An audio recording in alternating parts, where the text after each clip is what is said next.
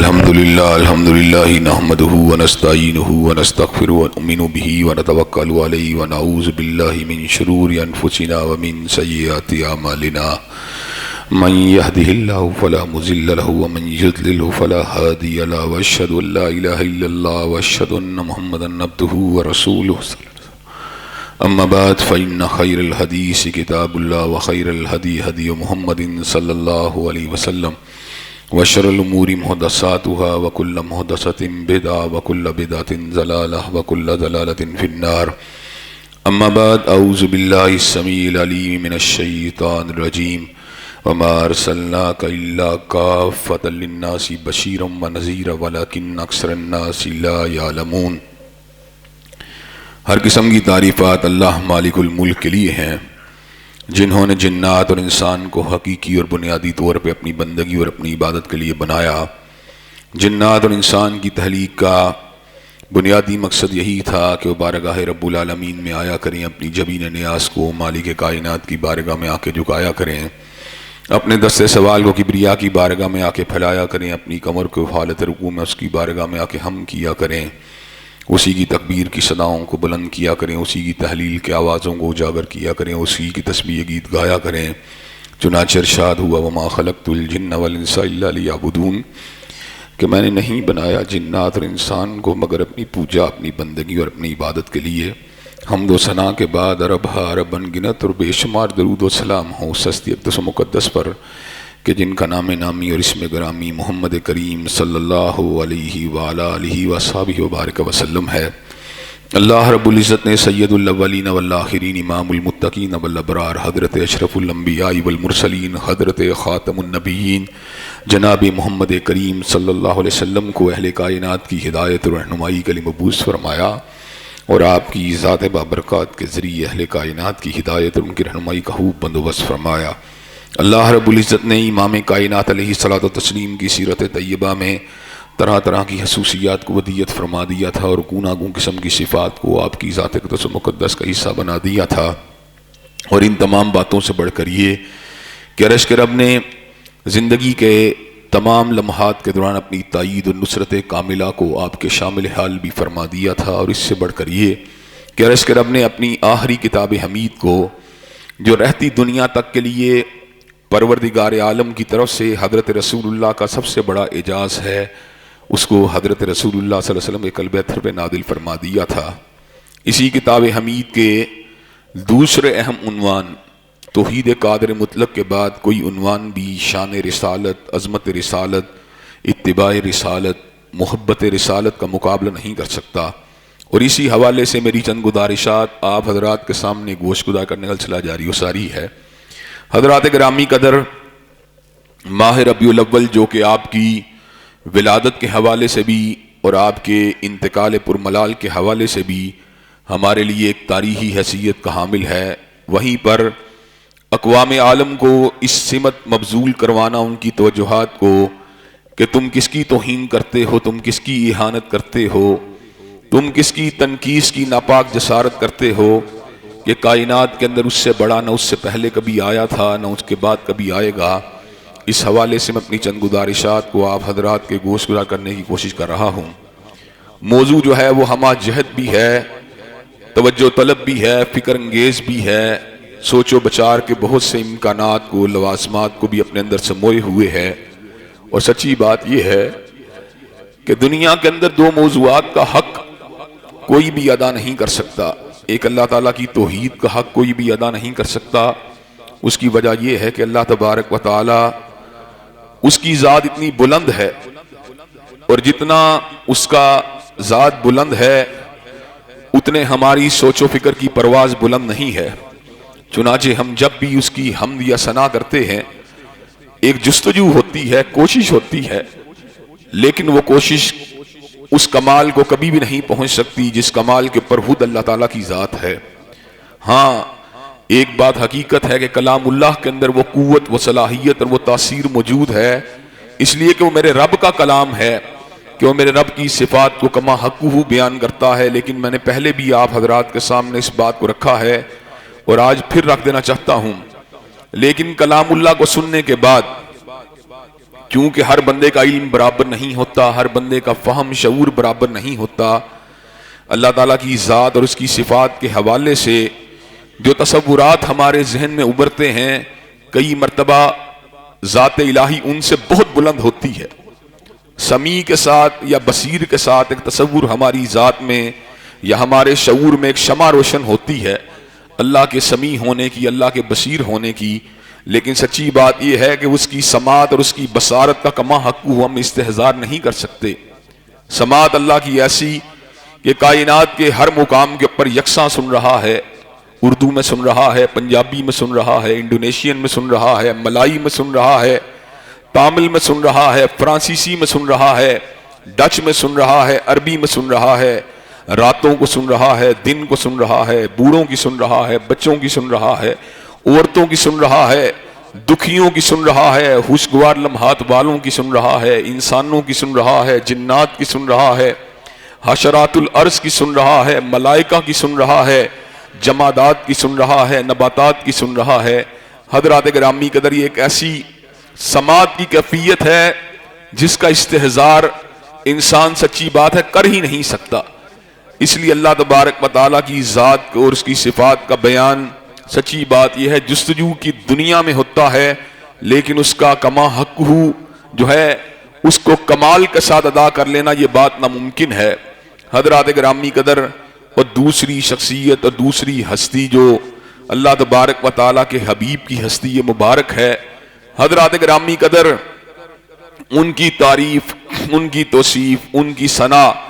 جو کبھی کبھار بہت ہی نازک، بہت ہی احتیاط والا، بہت ہی توجہ والا،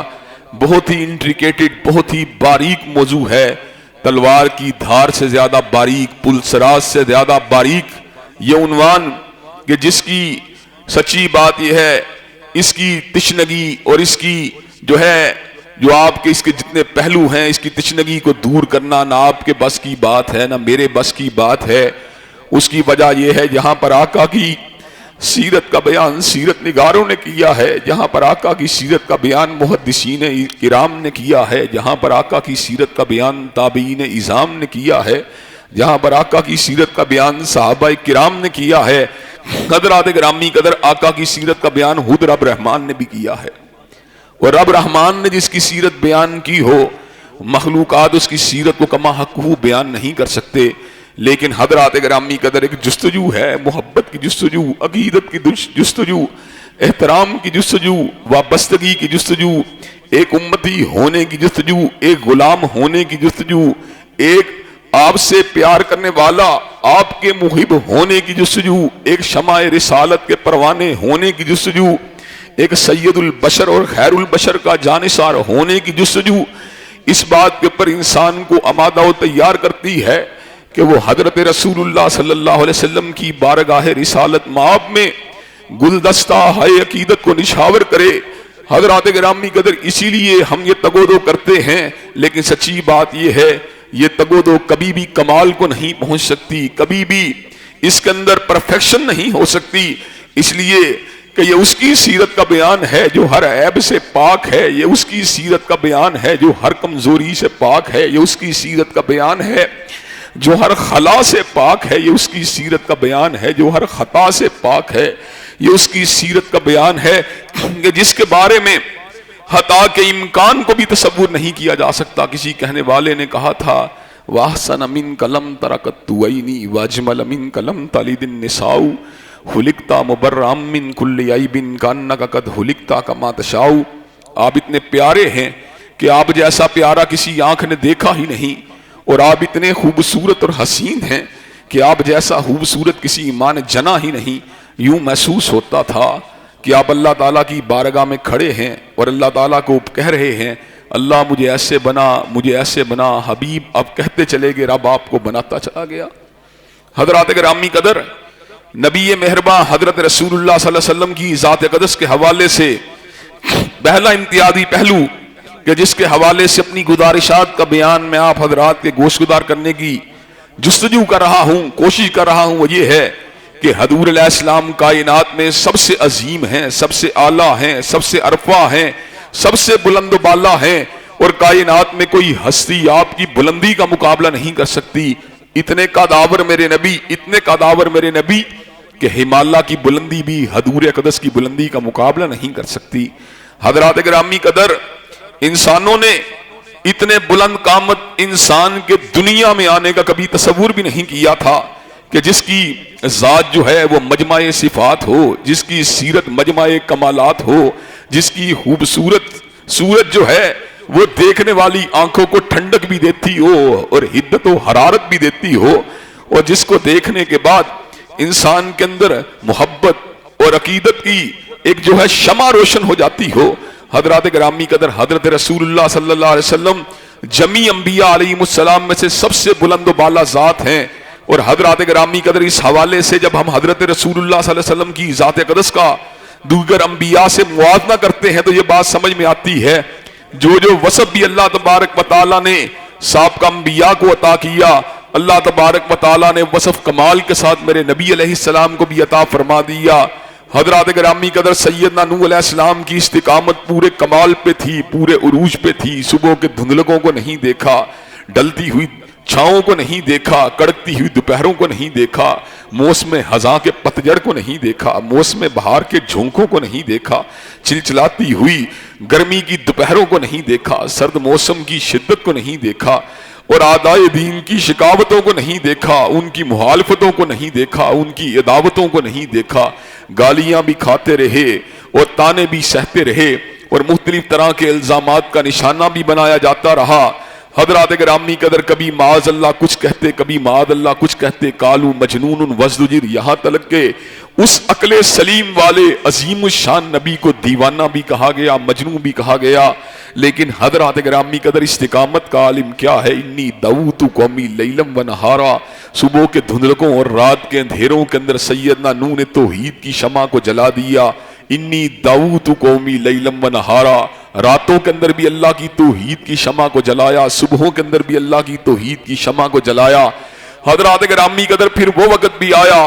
جب اللہ نے اس امر کا اعلان فرما دیا، انہو لن یؤمن من قومک الا من قد آمن، کہ نوح آپ کی قوم میں سے مزید اب کوئی بھی ایمان لے کے نہیں آئے گا۔ سیدنا نوح کے دل کو چوٹ لگی کہ اللہ تعالیٰ تیری توحید کی خاطر بڑی بڑی مجھے ابتلاؤں کا نشانہ بننا پڑا، بڑی بڑی مشقتوں کو جھیلنا پڑا۔ سیدنا نوح نے اپنے ہاتھوں کو وا فرما دیا، ربی لا تذر علی الارض من الکافرین دیارا، اللہ جن لوگوں نے میری دعوت کو نہیں مانا، اللہ ان کو زمین کے اوپر باقی نہیں چھوڑنا۔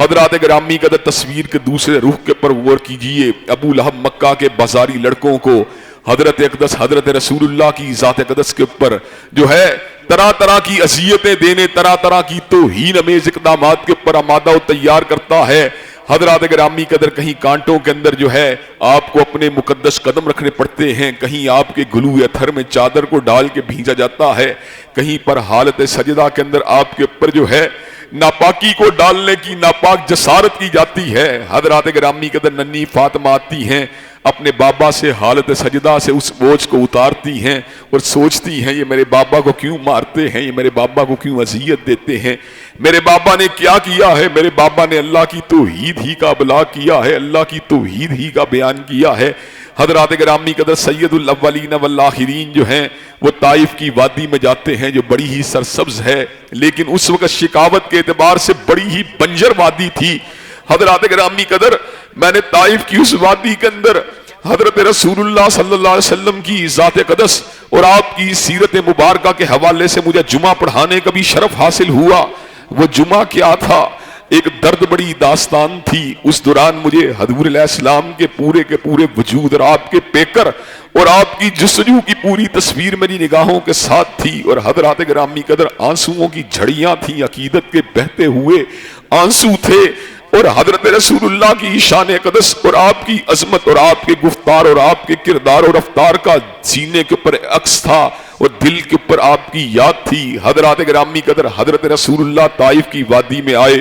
حضرت رسول اللہ کا استقبال پھولوں کے ہاروں کے ساتھ نہیں کیا گیا، حضرت رسول اللہ صلی اللہ علیہ وسلم کا استقبال اہلاً و سہلاً مرحبا کہہ کے نہیں کیا گیا، بلکہ ظالموں نے آپ کو پتھراؤ کا نشانہ بنایا۔ حضرت رسول اللہ صلی اللہ علیہ وسلم جو تھے آپ کا وجود لہو رنگ ہو گیا، مقدس ترین لہو جو تھا وجود اطہر سے باہر نکل کر ایک جو تھا اس نے آپ کے وجود اطہر کو رنگین فرما دیا۔ حضرات گرامی قدر جبریل امین آئے، ایسے عالم میں پہاڑوں کا فرشتہ بھی ساتھ تھا، کہا حبیب حکم کریں طائف کی اس وادی کو دو پہاڑوں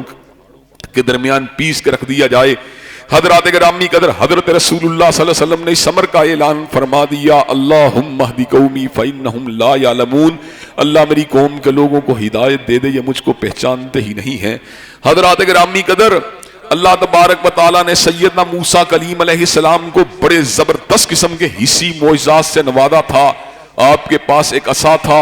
جو اس طرح کا عصا تھا جو بڑے بڑے جادوگروں کی جادو کو توڑ کے رکھ دیا کرتا تھا۔ حضرات گرامی قدر ایک مرتبہ بنی اسرائیل کے لوگوں نے کہا وَإِذِ اسْتَسْقَىٰ مُوسَىٰ لِقَوْمِهِ فَقُلْنَا اضْرِب بِّعَصَاكَ الْحَجَرَ فَانفَجَرَتْ مِنْهُ اثْنَتَا عَشْرَةَ عَيْنًا کہ موسیٰ علیہ السلام ہمیں پانی کی ضرورت ہے۔ سیدنا موسیٰ نے اپنے عصا کو پتھر پہ مارا، اللہ نے 12 قبیلوں کے لیے 12 چشموں کا رواں فرما دیا۔ بہت بڑے اعجاز کی بات ہے، مردہ اور سنگلاخ پتھر میں سے چشموں کا رواں ہو جانا سیدنا موسیٰ علیہ السلام کے اعجاز کی بات ہے، لیکن حضرت رسول اللہ کے اعجاز کا عالم کیا ہے؟ حدیبیہ کے مقام کے 1400 صحابہ ہیں، پیاسے ہیں، پانی کی پیاس ہے۔ حضرت رسول اقدس علیہ السلام نے اپنے دست اقدس کو کسی پتھر پہ نہیں مارا، زمین کے سینے پہ نہیں مارا، اپنے ہاتھ کی 5 انگلیوں کو کھولا، مالک کائنات نے 5 انگلیوں میں سے 5 نہروں کا رواں فرما دیا۔ حضرات گرامی قدر سیدنا عیسیٰ علیہ السلام کے دم کا عالم یہ تھا کہ اللہ تبارک و تعالیٰ نے خود بزبان عیسیٰ کلام اللہ میں اس حقیقت کا بیان فرما دیا وَأُحْيِي الْمَوْتَ بِإِذْنِ اللَّهِ کہ آپ مردوں کے پر اپنے ہاتھوں کو پھیرا کرتے تھے تو مردے دوبارہ کلام کرنا شروع کر دیتے تھے، لیکن حضرات گرامی قدر حضرت رسول اقدس نے فقط اللہ کے حکم سے مردوں کے اندر قوت گویائی ہی کو جو تھا، حضرات گرامی قدر مردوں میں قوت گویائی کو آپ نے اللہ کے حکم سے پیدا نہیں کیا، بلکہ اس توانا کے ایک درخت سے آپ ٹیک لگا کے خطبہ دیا کرتے تھے۔ آپ نے پختہ ممبر کو تعمیر کیا، اس توانا کے اس درخت سے اپنی ٹیک کو ہٹایا، اس توانا کے درخت نے حضور اقدس کی یاد کے اندر رونا شروع کر دیا۔ آقا علیہ السلام قریب آتے ہیں، اس کو سینے کے ساتھ لگاتے ہیں، اس کو تھپتھپاتے ہیں، اس توانا کا وہ درخت جو ہے وہ رونا بند کر دیتا ہے کہ سیدنا عیسیٰ علیہ السلام نے اس کو زندہ کر دیا جس میں زندگی کی حرارت موجود تھی، لیکن اللہ کے حکم سے میرے نبی نے اس کو زندہ کر دیا جس میں زندگی کی حرارت بھی موجود نہیں تھی۔ حضرات گرامی قدر سیدنا سلیمان علیہ السلام کو اللہ نے ایسی حکومت دی اور دعا کے اوپر دی کہ ربی اغفر لی وہب لی ملکا لا ینبغی لأحد من بعدی انک انت الوہاب کہ اللہ تبارک و تعالی مجھے ایسی حکومت دینا جو میرے بعد کسی دوسرے کے نصیبے میں نہیں آئے۔ اللہ نے ہواؤں کو مسخر فرما دیا، اللہ نے جنات کو مسخر فرما دیا، اللہ تبارک و تعالی نے پرندوں کی بھولیوں کو بتلا دیا، اللہ تبارک و تعالی نے ہواؤں کو آپ کے تابع فرما دیا۔ حضرات گرامی قدر حضرت رسول اقدس علیہ السلام کو بھی اس بات کی جو تھی پیشکش کی گئی کہ آپ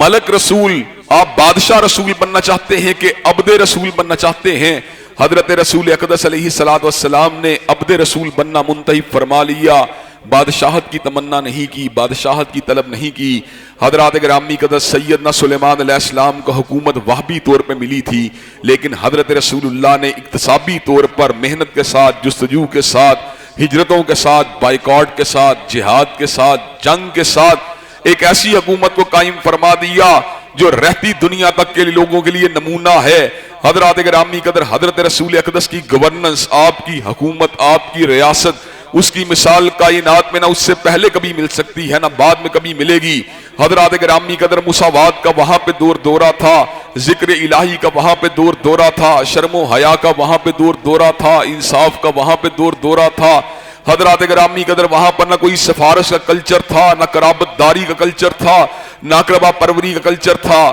نہ حکمرانوں کے گھر سرمایا جاتا تھا، نہ کوئی 300 کنال کے گھر میں رہتا تھا، نہ کوئی 17,000 کنال کے گھر میں رہتا تھا، نہ کسی کا بنی گھالا میں کوئی محل تھا، نہ کسی کا کوئی رائیونڈ کے اندر بہت بڑا محل تھا۔ وہاں کیا تھا؟ وہاں چٹائی تھی، وہاں پر جناب چادر تھی۔ حضرات گرامی قدر چٹائی کے نشانات کئی مرتبہ رسول اقدس علیہ الصلوۃ والسلام کے آپ کے کمرے مبارک کے اوپر بھی پڑ جایا کرتے تھے۔ حضرات گرامی قدر وہاں پہ کیا تھا؟ وہاں پہ سادگی تھی۔ حضرات گرامی قدر مومنوں کی عورتوں کے لیے سونا حلال تھا، لیکن نبی مہرباں کی بیویوں نے سونے کو نہیں پہنا، اور سونے کو اگر پہننے کی تمنا ہوئی تو ان کو اس بات کی تلقین کی گئی اپنے چاندی کو زعفران کے ساتھ رنگ کر اپنے ہاتھوں پہ پہن لیا جائے، اس لیے کہ جو محمد علیہ السلام کے حرم کا حصہ ہوگی وہ سرمایہ دارانہ نظام کا عکس کائنات کے لوگوں کو نہیں دے سکتی۔ حضرات گرامی قدر یہ کائنات کی منفرد حکومت تھی جہاں پہ حکمرانوں کے گھر کے اندر چولہا نہیں جلتا تھا، کبھی چولہا جلتا تھا، کبھی چولہا بجھ جاتا تھا، اور کئی مرتبہ ایسے ایام بھی آتے تھے کہ کھانے کے لیے فقط کھجور ہوتی تھی یا پانی ہوتا تھا، اور حضرات گرامی قدر سالن کا تصور بھی نہیں ہوتا تھا، کئی دن اسی حالت میں گزر جایا کرتے تھے۔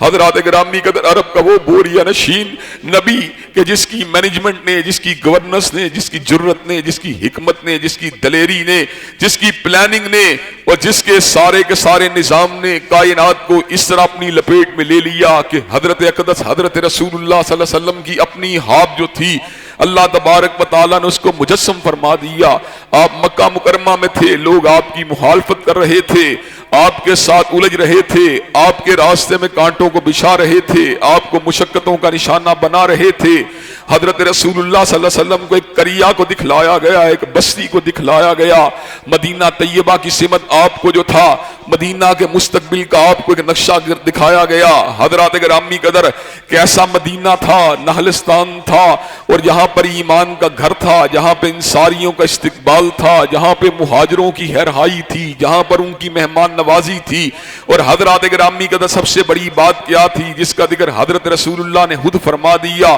امرت بقریۃ تاکل القری، وہ ایک ایسی بستی تھی جس نے مستقبل میں ہر بستی کو کھا جانا تھا، وہ ایک ایسی بستی تھی جس نے دنیا کی ہر بستی کے اوپر ڈومینیٹ کر جانا تھا، وہ ایک ایسی بستی تھی جس کا سکہ جو تھا وہ کائنات کے چپے چپے کے اوپر چل جانا تھا۔ حضرات گرامی قدر وہ ریاست مدینہ جس میں حیا کا چلن تھا، جس میں پردہ کا چلن تھا، جس میں ذکر الہی کا چلن تھا، جس میں حی علی الصلاح حی علی الفلاح کی آوازیں تھیں، جس میں اخوت تھی، جس میں رواداری تھی، جس میں جرائم کا خاتمہ تھا، جس میں حدود اللہ کا قیام تھا، جس میں غریب پروری تھی، جس کے اندر مساکین کی خدمت تھی، جس میں ہر بندہ ہی خیر والا تھا، جس میں جذبہ جہاد تھا، جس کے اندر اللہ تبارک و تعالیٰ کی حشیت تھی۔ حضرات گرامی قدر حضرت مولانا ظفر علی خان رحمت اللہ علیہ نے یثربی تہذیب کا نقشہ بڑے ہی خوبصورت انداز میں کھینچا۔ حضرت ظفر علی خان نے اس امر کا اعلان فرما دیا، ہاتھ میں تلوار ہو،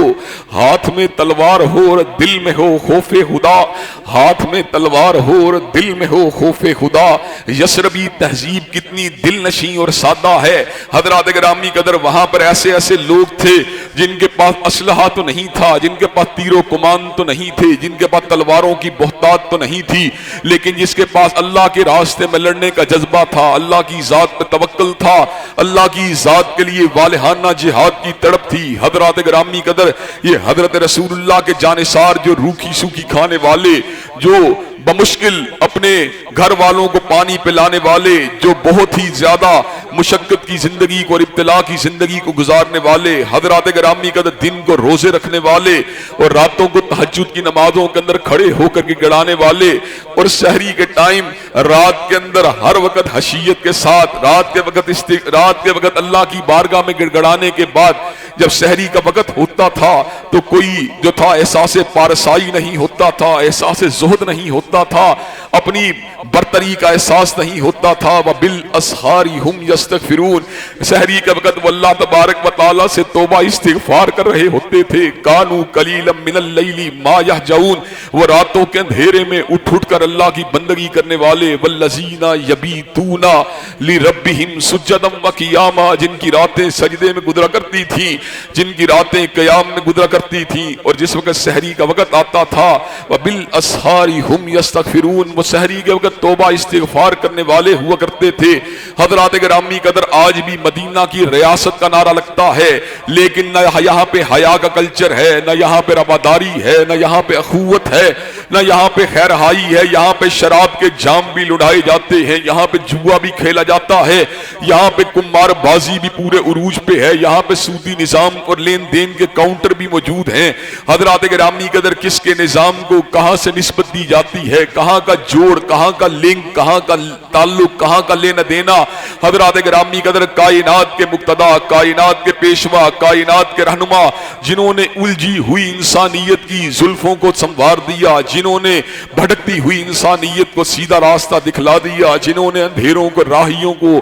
روشنی کے راستے پہ چلا دیا، جنہوں نے ایک دوسرے کے خون کے پیاسوں کو اخوت کی زنجیروں کے اندر پرو دیا، جنہوں نے ایک دوسرے کے دشمنوں کو ایک دوسرے کا ہیرہا بنا دیا، جنہوں نے بیٹیوں کو زندہ درگور کرنے والوں کو بیٹیوں کی عزتوں کا رکھوالا بنا دیا، جنہوں نے بد اعتقادی کے چنگل اور دلدل میں اتر جانے والوں کو توحید کے راستے پہ چلا دیا۔ حضرات گرامی قدر وہ اللہ تبارک و تعالیٰ کے رسول تھے جن کی سیرت کا ہر پہلو ہی کمال تھا، جن کی سیرت کا ہر پہلو ہی لازوال تھا، جن کی سیرت کا ہر پہلو ہی بے مثال تھا۔ حضرات گرامی قدر اتنے بڑے سپاہ سالار، اتنے بڑے سپاہی، اتنے بڑے فوجی یہ کائنات کے اندر کوئی ان کا تصور بھی نہیں پیش کر سکتا۔ حضرات گرامی قدر جب جنگ میں جاتے سب سے آگے ہوتے، واپس کے اوپر سب سے پیچھے ہوتے۔ لوگ پوچھتے پیچھے رہنے کی، جنگ سے واپسی کی وجہ کیا ہے؟ کہا ساتھیو تاکہ دشمن اگر عقب سے حملہ کرے تو سب سے پہلے اس کا مقابلہ کرنے کے لیے خود حضرت رسول اللہ صلی اللہ علیہ وسلم سامنے موجود ہوں۔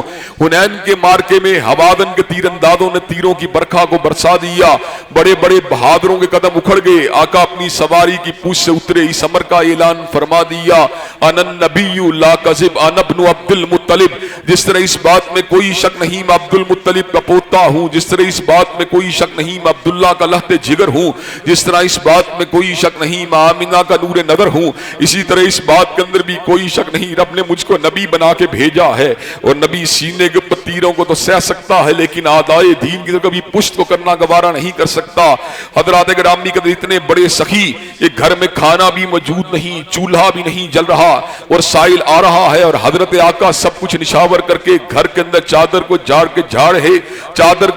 کے گھر میں داخل ہو رہے ہیں۔ امہات المومنین پوچھتی ہیں آج ہمارے لیے کیا ہے؟ کہا آج جو تھے تمہارے بچے بھوکے تھے، میری غیرت نے گوارا نہیں کیا کہ اپنے گھر چولہا جلے اور مدینہ کے اندر فاقہ ہو۔ حضرات گرامی قدر اتنا بڑا غیرت مند اور اتنا بڑا انصاف پسند انسان کائنات نے کبھی بھی نہیں دیکھا۔ حضرات گرامی قدر یہاں پہ کہیں پر بھائیوں کے دفاع کی بات ہے، کہیں پر بہنوں کی دفاع کی بات ہے، کوئی بھائی کے کرپشن پہ پردہ ڈالنے کی بات کرتا ہے اور کوئی بہن کی کرپشن کو دبانے کی بات کرتا ہے، کوئی باپ کی کرپشن کو دبانے کی بات کرتا ہے۔ یہاں پہ مالی بگاڑ ہے، یہاں پر اخلاقی بگاڑ ہے، لیکن حضرات گرامی قدر وہاں پہ بنو مخزوم کی فاطمہ چوری کرتی ہے، بڑے قبیلے والی ہے، بڑے حسب و نسب والی ہے۔ اسامہ ابن زید کو حضرت رسول اقدس کی بارگاہ رسالت مآب میں بھیجا گیا، آقا کی بارگاہ رسالت مآب میں حاضر ہوئے۔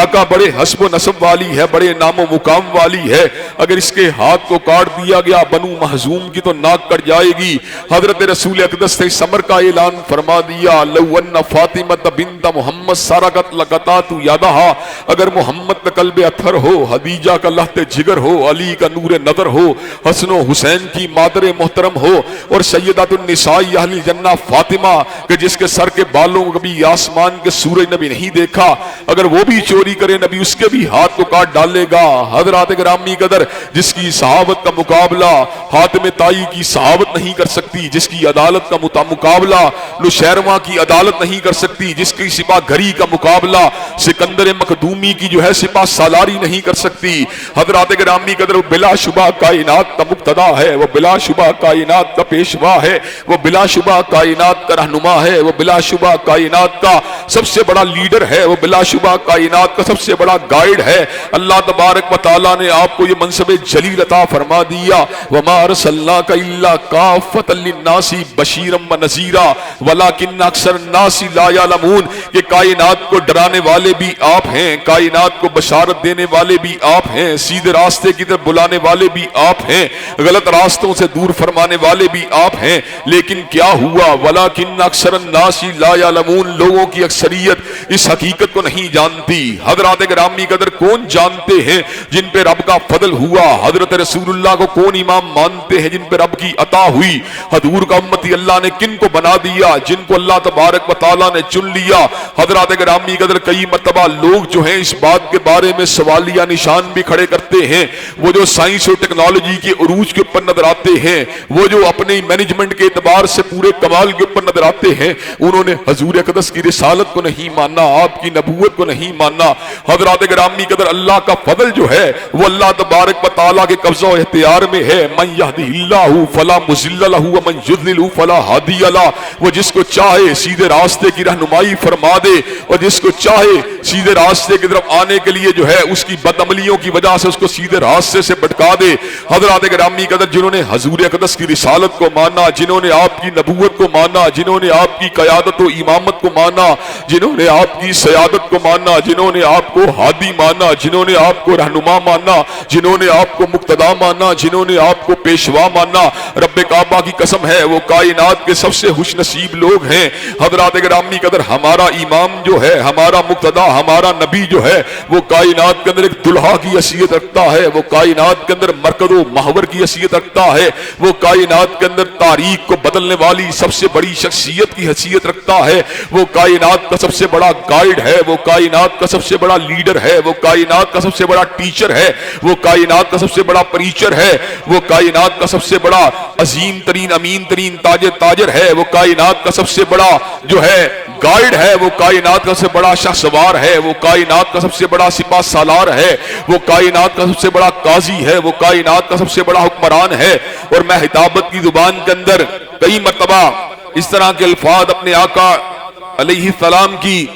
ضیافت طبع کے حوالے، حضرت آقا علیہ السلام کی سیرت طیبہ کے حوالے سے کہا کرتا ہوں کہ حضور اقدس کے بعد نبی تو نہیں آ سکتا، لیکن حضور اقدس کے بعد باپ تو آئیں گے، لیکن کوئی باپ بھی فاطمہ کے بابا کی عظمت کا مقابلہ نہیں کر سکتا۔ بیٹے تو آئیں گے لیکن کوئی بیٹا بھی حلیمہ اور آمنہ کے لال کی عظمت کا مقابلہ نہیں کر سکتا، اور بھائی تو آئیں گے لیکن کوئی بھائی بھی شیما کے بھیا کی عظمت کا مقابلہ نہیں کر سکتا،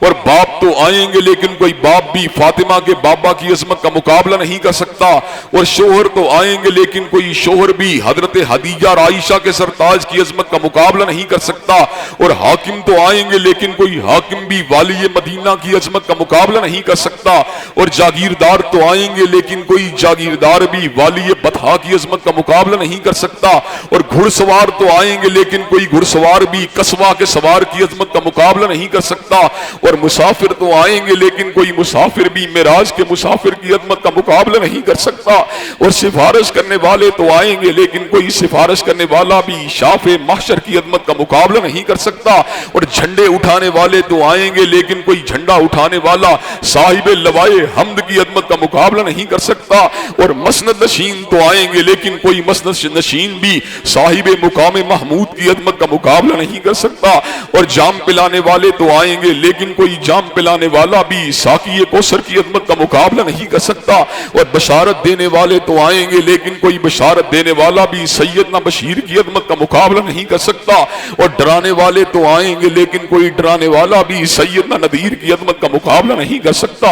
اور چادر پہننے والے تو آئیں گے لیکن کوئی چادر پہننے والا بھی سیدنا مدثر کی عظمت کا مقابلہ نہیں کر سکتا، اور کمبل اوڑھنے والے تو آئیں گے لیکن کوئی کمبل اوڑھنے والا بھی سیدنا مزمل کی عظمت کا مقابلہ نہیں کر سکتا، اور کائنات میں جو بھی آئے گا اس کا مقام نیچے ہوگا اور کملی والے کا مقام اونچا ہوگا۔ حضرات گرامی قدر حضرت رسول اللہ صلی اللہ علیہ وسلم کی ذات اقدس کی نسبت سے وہ پہلی چیز جسے ہمیں اپنے دل و دماغ میں اتارنے کی ضرورت ہے وہ آپ کی شان، آپ کا مقام، آپ کی عزت اور آپ کے مرتبے کی بات ہے۔ جو شخص اس میدان میں ٹھوکر کھا گیا اس کو آگے منزل نہیں مل سکتی۔ منزل کو ڈھونڈنے کا سب سے بڑا کرینہ یہ ہے یا صاحب الجمال و یا سید البشر، یا صاحب الجمال و یا سید البشر من وجهك المنیر لقد نور القمر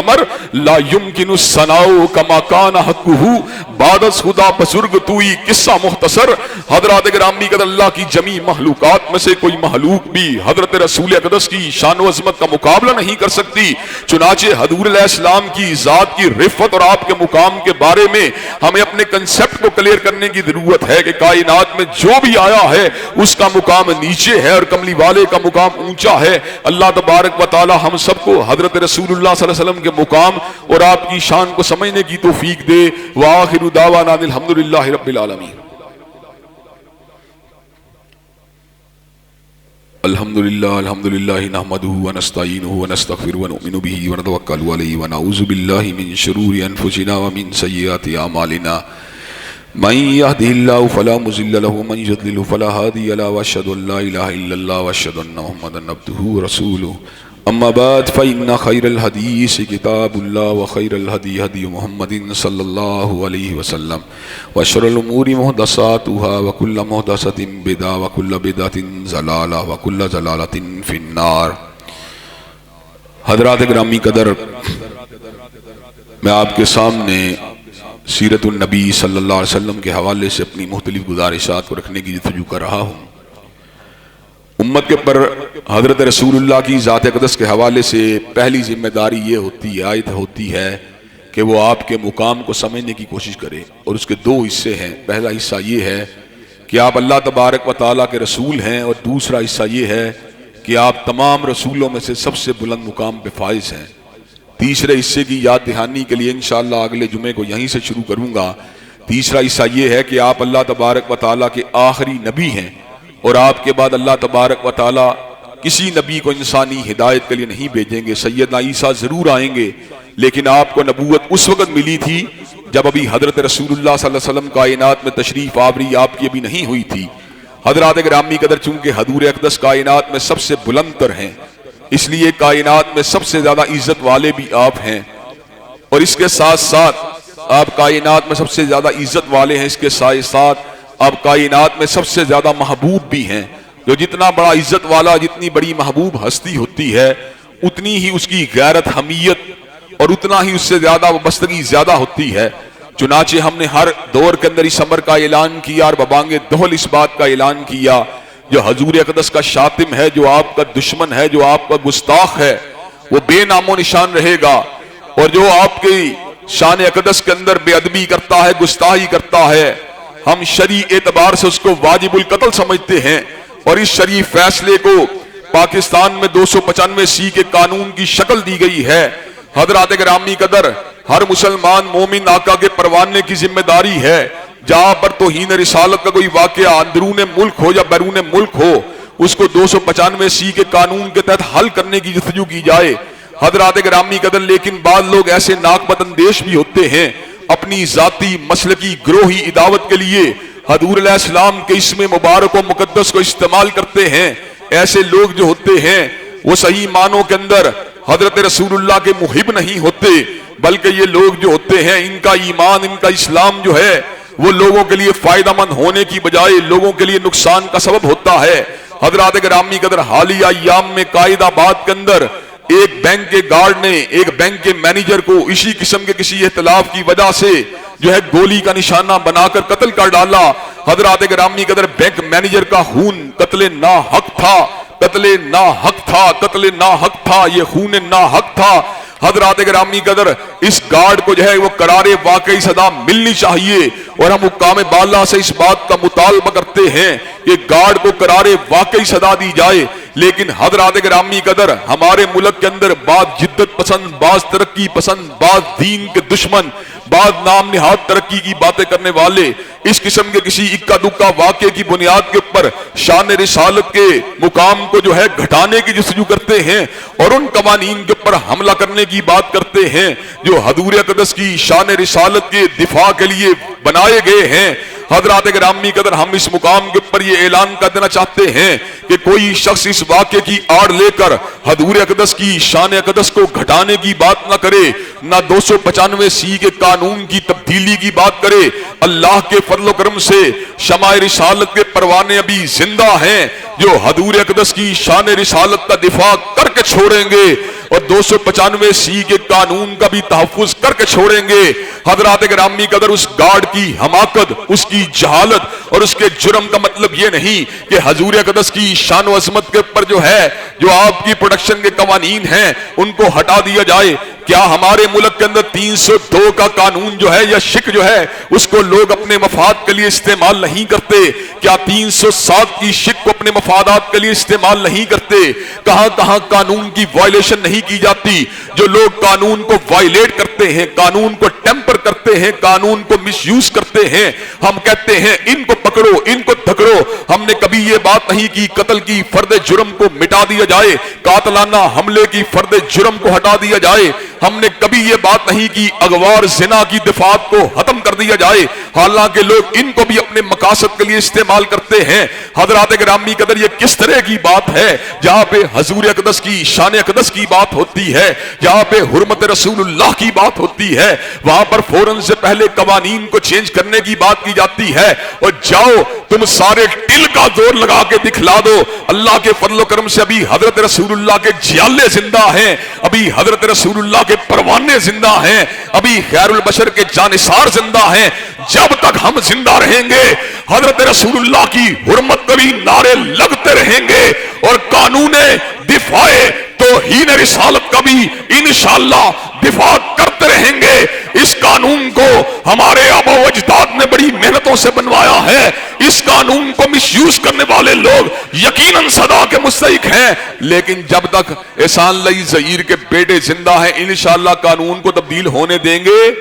حضرات گرامی قدر، مجھے یہ بات لائیے، آپ عظمت رسالت کے لیے انشاءاللہ میدان عمل میں آنے کے لیے تیار ہیں انشاءاللہ، اور 295C کے قانون کا تحفظ کرنے کے لیے تیار ہیں انشاءاللہ،